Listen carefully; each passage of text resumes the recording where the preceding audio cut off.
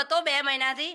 મહિને ફોર્મ પાછું આવ્યું કે ભાઈ આમાં પ્રોબ્લેમ છે, ફરીથી તું ભરી આપ ફોર્મ. એટલે ફરીથી લાવ્યો. 15 દિવસથી એની બેગમાં હતું, સર લેવા નહોતા આવ્યા. કાલે એનું સ્કૂલનું ભણતા એનું ફોર્મ પલંગ ઉપર ઘરે છૂટી ગયું. તો કાલે આ સર લેવા ગયા એટલે કે સર હું ઘરે ભૂલી ગયો છું, એટલે એમને માર્યું. એને એવું માર્યું છે, અહીંયા ડોકમાં માર્યું છે, એની ડોક આમનેથી સોજો આવી ગયો છે. એ કંઈ રૂલ્સ છે મારવાનો? છોકરું મારું કંઈ હા ના થાય તો સ્કૂલની જવાબદારી લેશે સ્કૂલ? ડૉક્ટરે કીધું કે હમણાં એને એક્સરે પડાશે નહીં, કારણ કે એને સોજો આવેલો છે. 1-2 દિવસ એને શેકને એવું કરો ને થોડું આમ રાખો એટલે એને સોજો ઉતરી જાય, પછી આપણે એક્સરે કરશું, કારણ કે સતત અહીંયા એને દુખ્યા જ કરે છે.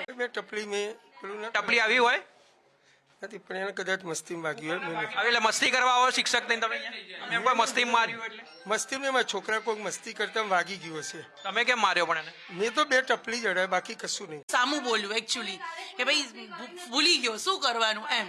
એટલે એણે એમ કીધું કે જસ્ટ કે ભાઈ તું સરખી રીતના જવાબ આપ, એમ કરીને એણે જસ્ટ ટપલી મારી. છોકરું ભણવામાં એટલું નબળું હતું, બરાબર. બધી ફેરબુકો સ્કૂલે કમ્પ્લીટ કરાવી છે, શિક્ષકે જ કરાવી છે, રાઈટ. ત્યારે વાલી એને શાબાશી કરવા નથી આવતા, બરાબર. આ તો જસ્ટ સામું બોલ્યો એટલે ટીચરે એને 2 ટપલી મારી. ફાઇન, વાગી ગયું હશે. ટીચર ઉપર મેમો, એની લાઈફનો કેરિયર પૂરો થવાનું ઇસ્યુ. એમઆરઆઈ કરાવશો? હા, કરાવવું જ પડશે. મારો છોકરો તો મારે એમઆરઆઈ કરાવવું પડે, બધું કરાવવું પડે, પૂરી ટ્રીટમેન્ટ તો આપવી જ પડશે ને મારે. અત્યારે એનું ભણવાનું બગડે, હું આ બધું કરાવું તો એ પાછળથી આનો આ જ તકલીફ કરવાના.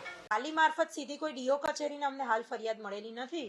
આપ સર્વેના માધ્યમથી એ બાબત હાલ જાણકારીમાં આવી છે. તો આ બાબતે અમે અમારા એઈઆઈને હાલ તુરંત શાળા કક્ષાએ મોકલી આપેલા છે.